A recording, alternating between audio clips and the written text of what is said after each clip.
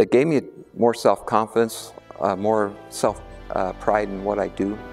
And while I'm not always the best at what I do, I give it my best all the time. That's what military training did for me. Hi, I'm Bud Harper. I joined the service when I was 19 in August of '51. So first I wanted to be a Mountie. I wanted it all since I was a little kid. But I went to join the Mounties and I was about 1.5 inches too short. So the second choice was the Army, so in I went. Hello, my name is Ron Green. I joined the military in 1962, 2 days after my 16th birthday. I went to Ottawa to join, and then from Ottawa to Wolseley Barracks for my basic training. Finished my basic training, stayed in London, Ontario at Wolseley Barracks with the 2nd Battalion of the Royal Canadian Regiment. Hi, my name is Frank Reed. I joined the Army in 1972 and spent 8.5 years in the military. Well, I joined the Army because I'm from down east, and if you knew anything about down east in the old days, in the 70s and the 60s, if you didn't join the Army, you starved to death. And I really didn't want to starve to death, so my only option was join the Army and see the world. Hi, I'm Hardy Utek. I served with the Royal Canadian Regiment, 1st Battalion, from 1974 to 1977. Well, I always sort of had a bent for the military. I had been in the Air Cadets, and I had actually planned on enlisting in the Air Force. My job was taking me nowhere. And so I had thought of refinisher technician in the Air Force, which was painting aircraft, but the occupational hazards were falling off ladders, falling off scaffolding, and I'm terrified of both, so I went with infantry and was sworn in February '74, and I left for Cornwallis Recruit School 3 weeks later.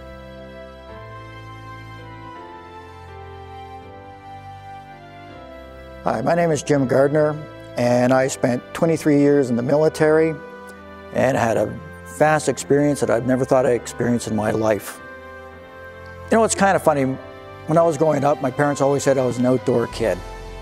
And they started me off. I did the old route with the Cubs, loved it, Scouts. Then when I got into high school, I joined the reserves. I just loved being in the outdoors. And my next progression, because I grew up in the era of the 60s with the old war movies and TV series, I went right into the military as soon as I left high school. And to me, to this day right now, I don't regret those memories at all. I've met some great people, had some great times.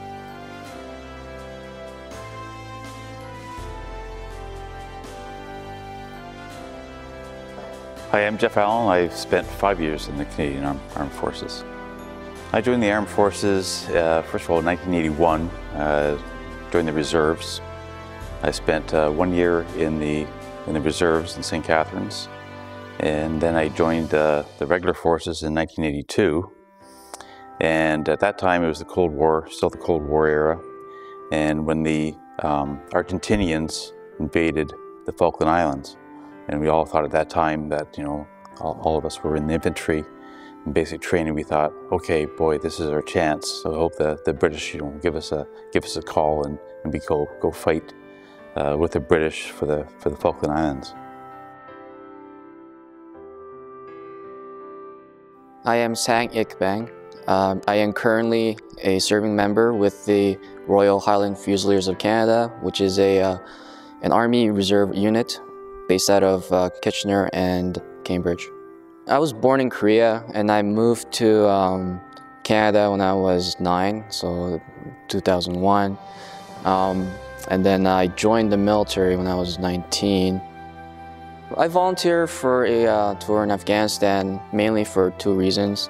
First reason is that as an infantry soldier, we train, we take courses, but unless you actually see if you could do your job on an actual tour, then it's kind of like you go to, like a doctor go to all these years in school, but you never get to practice medicine on a patient. So it's kind of the same thing for me, is that I want to see if I could do my job in an overseas operation. And my second reason was that there are a lot of Korean War veterans from Canada and from other countries that during the Korean War that also served. And Without their sacrifice, then I would not be here. So I thought it was important for me to, maybe in my own way, for future generation to hopefully do some good by volunteering on this tour. I spent 4 years in Germany. I spent 2 years with 3 Mech Commando, and I spent 2 years with 3 RCR. During my time over there, I got to work with people in the Americans, the British, the French, the Germans. It was an awesome experience. We did very large exercises in Germany. We did exercises with 250,000 people, so it was pretty awesome to see that happen. We worked with all the different militaries of the world, and I also worked with the French Foreign Legion for a while. We did a lot of training with them on a course, and it was quite interesting. It was a lot of height. We worked in the height area all the time, and I hate height. And we had to go up and do a lot of different things like that. And it was, I got through it, but it was pretty difficult. Oh, weather in Korea was something different. We call it cold here, but it was colder there, I found the wintertime, but not much snow. Just a couple inches of snow, but really cold and windy. And then in late summer or early fall, we have what they call the monsoon season. It's about 2 weeks of steady rain, fine rain. Everything is wet, except you try to keep your ammunition dry, of course. But some of the dates that sticks in my mind very clearly was October 1962. I had just finished my basic training and was stationed at the barracks in London, Ontario, and that was during the beginning of the Cuban Missile Crisis. And I can remember being in the barracks, and the sergeant ran in and said, "Boys, you're confined to barracks. The Cuban Missile Crisis is about to heat up." And for a 16-year-old who had just finished basic training, I kept saying to myself, I wonder what I got myself into here, and that was kind of a scary time. The next date that sticks in my mind was, I was about a year in the Army, a little better than a year in the Army, and I was doing an anti-tank course, and Sergeant Ekstrom, the anti-tank platoon sergeant, came in and said, "Anybody know what happened to Abraham Lincoln?" And of course everybody said, "Yeah, he was assassinated." And he said, "President John F. Kennedy has just been shot this afternoon." And President Kennedy passed on later that evening. And that's a date that sticks in my mind. And right away, at that particular point in time during the Cold War, that everybody was, every communist there was hanging behind a tree, and they didn't know if it was a communist plot or what. And that was really a kind of a tense time for everyone. The NATO exercises were multinational, so we worked with the Americans and the British and Germans and the French, as well as the Norwegian Army. One thing that did happen in Norway was 1986, March of 1986. We were on exercise, and a group of Norwegian soldiers were trying to get around our position and up in the mountains, and an avalanche happened and basically buried 24 Norwegian soldiers. 7 of them died. So at that time it kind of struck us that, oh boy, you know, we're in dangerous territory, and dangerous things happen. My tours in Cyprus, my first one, was kind of mundane because it was 1984 and nothing much was going on at that time. But as the peace process went, when I went back in 1989, it was more protests going on because they wanted to unify the island. It was the first time they let reporters from the Greek side go on the Turk side. It was growing up. So we had a lot of protests, riots, and that's what we dealt with mostly. And one of the funniest things in a way, we're expecting a protest from the Women's Walk Home. And they called off the riot, but they still kept coming anyways. And this poor guy that lives in Kitchener, I still remember that all we heard was he's here, and he was grabbing onto this fence post like this, and they were beating him with the flag. Not that hard, but it was one of those ones. He was just trying to keep them out from getting hurt, because if he would let them through, it wouldn't have turned out well, because the Turkish army was right there behind. And It's funny now, but at the time it was serious business, and it was, but it was another time where I met some great friends in the Army, and it's, to this day, it is an ongoing conflict that they haven't finished, and I hope I'm alive when it does. I think it was my second week and I was working out of Kandahar City, which is the biggest city in southern Afghanistan, and I was just resting in my room in the base after a day of patrolling, and I heard a loud boom and dust starting to fall on my head. Now the loud booms were you kind of get used to it after the first couple of days, because it's always bombs dropping or artillery shots, and so it's kind of one of those noises that you get used to. But this one was extremely loud, and there was never dust fell on my head, anything like that. And my warrant officer, he came into my room and said, "Kid up, and there's something happening."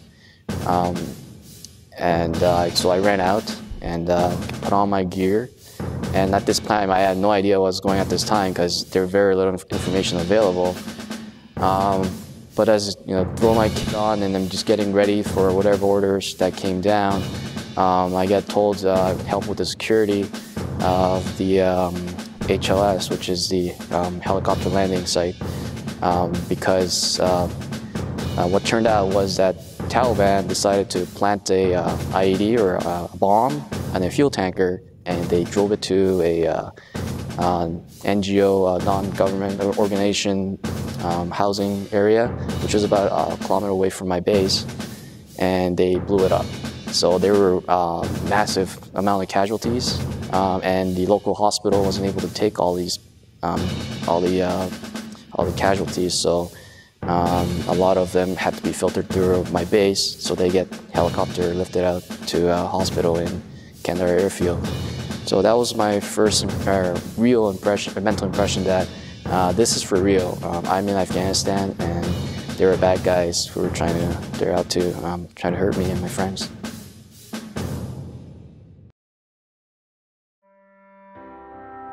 One thing I found that boosts your morale over there was mail from home. It's always in the post, of course, but there was no such thing as cell phones then, so that's something you could count on, is mail from home. That's it. At the end of 1965, in February, we went up to Alaska in January for an exercise with the American Army in Alaska. And during that particular time, the Canadian flag, which we always used to be represented with the Union Jack, and at that time, February, I believe was the 15th, 1965, Canada officially got their own flag, and the plan was at noon hour, every embassy and unit and Ottawa, you name it, was to raise the flag at 12 o'clock their time. And as I recall, we were one of the first military unit to raise the Canadian flag on foreign soil. And we were in a valley in Alaska, and it was winter, and with the mountains, we never seen the sun until about 10 o'clock in the morning, and the sun came overhead, and we lost the sun again on the other side of the mountains, on the other side of the valley, about 4 o'clock. So we had very short daylight time.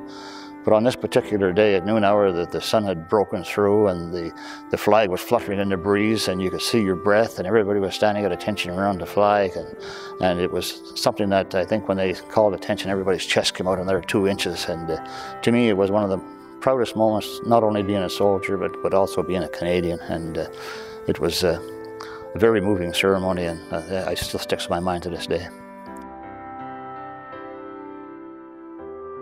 My most memorable thing I ever had was especially in Bosnia. In 1992, we were doing a convoy between two towns, and this woman came out carrying a baby, and she was running after our convoy yelling, "Bonbons, bonbons." She was looking for food. And I remember that, and I went back in 1994 and went along the same patrol route. And the sad thing is, the woman came running out this time, but this time the child was running beside her. And they were yelling for food again, bonbons, bonbons. And I was remembering that to this day. And the only thing I could hope for is, while we were there, we helped this family survive. They weren't living the best, but they were surviving. But it just still strikes me to this day, and that'll be the one story I'll always remember. Watching this child grow up in a way, just looking for food. Watching the way people lived there, caught between war zones, between different ethnic groups and warlords, and old farmers coming out to our garbage truck, because Canadians, we were wasteful, and just taking whatever they could because they could use it and we couldn't. Those were the things I remember, because even back in my scout days, you always want to be prepared and you always wanted to help people. And being in the Army, that's what it did. It helped me do what I always thought it was the right thing. Helping people, and like I said, I'll remember it to this day, and I'll remember the people that I was with to this day. It's kind of ingrained in my memory.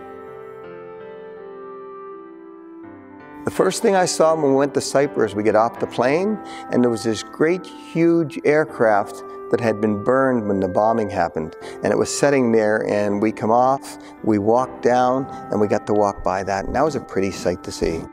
And then we get into the airport, and the airport was a brand new airport. It was a beautiful, beautiful airport that had just been built. And it was silent and eerie, and there was no lights on, there was no power. And we walked through this thing, and it was just an amazing thing to see. It was like something out of the movies you see. One of the sad things, and it kind of even eats at me today, there was this old lady. I was in downtown Nicosia, and there's this old lady, she used to beg in the street, and she was so crippled and so malformed from whatever arthritis, whatever she had. People used to carry her out, put her on the sidewalk, and then used to beg for alms. And I had money in my pocket. I could have given her lots. But there were also, I could see people watching her. And I thought, if I give this woman anything, as soon as I turn the corner, someone will steal it. And so I never gave her anything. But when I thought of it, years later, there was a cafe about a half a block away. I could have got her a cup of soup, given it to her, stayed there until she finished it. And then there's no way anybody could have taken that from her. But like I said, I was 18 or 19 at the time. That's not something you think about. So that's one of the things that opens your eyes to the world. You think you have so little or you have it so hard, but there's always somebody out there who has it way worse. Yeah, serving in peacetime can be dangerous. There's the 7 Norwegian soldiers that died in Norway. When I was posted to the Airborne Regiment, I had an acquaintance, a friend, I'll call him a friend. He went to Edmonton on jump course, getting his free fall course, and he didn't come back, so he died on a jump in Edmonton. There was numerous accidents. One time we were on a night drop, and most of our parachute descents were at night, and you're landing in fields. One was a night drop on a frozen lake, and 34 of us got injured. I came away okay, but it is dangerous, and people do get injured, and gladly enough, not too many die in peacetime, but it is a dangerous job.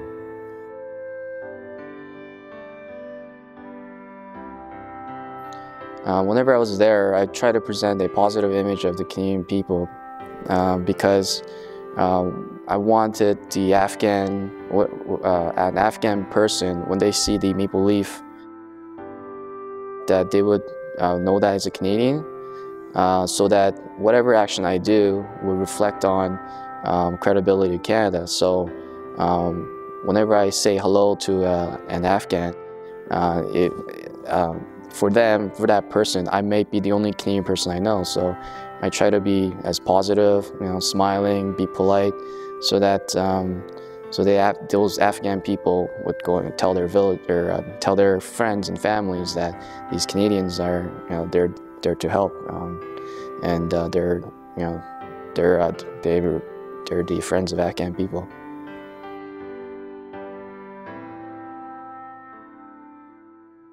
It's a great experience getting in the service. Really terrific. You learn a lot and you grow up pretty quick. It seems to be that way. And everybody should be in for a few years, I'd say. I think anybody watching this video or the CD will find that the face of the Canadian veteran is changing from the First World War, which we lost our last veteran about 2 years ago, to the Second World War veterans who are getting scarce in numbers these days, the Korean veterans who were hitting into the 80s, and now we have the veterans from Peacekeeping, Bosnia, Afghanistan, and all these people are fighting for freedom, and with freedom comes responsibility. And I would like all you guys out there to take responsibility and carry the flag high, and hopefully someday you may be a member of the Armed Forces also.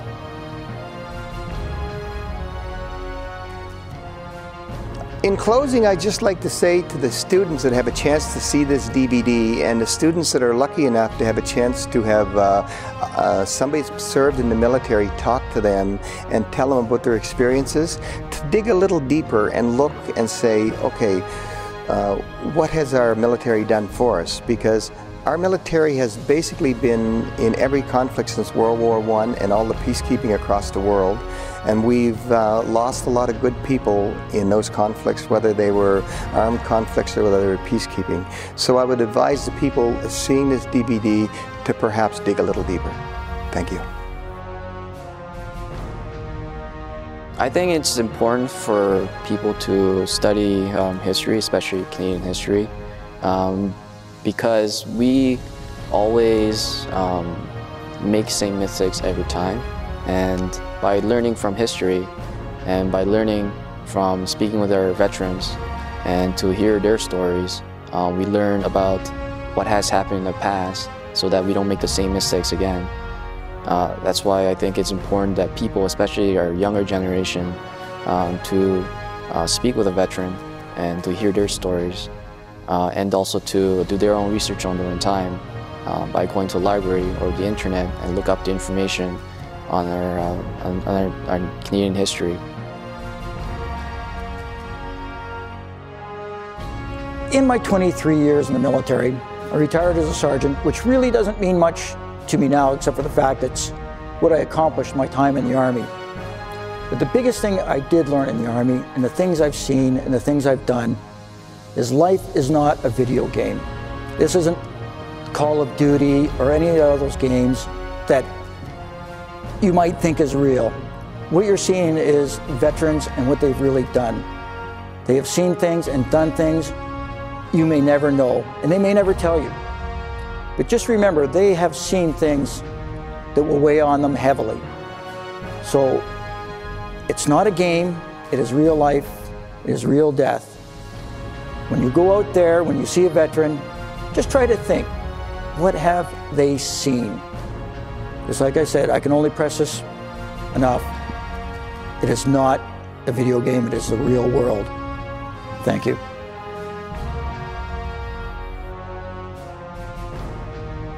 One thing I like to say is to the kids nowadays is remember, of course, the soldiers, the veterans that have died in World War II and I and the Korean conflicts. But remember the Bosnia, the Rwanda, remember the soldiers that have died in peacetime, that died serving their country, not just in conflict.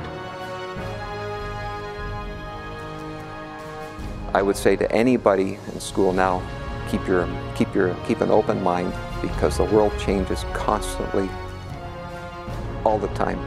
Every 5 or 10 years, the world is told that politics are different, the workplace is different, the professions are different, and the teachers can tell you there are so many jobs out there, but it's a big world, and there are big opportunities out there.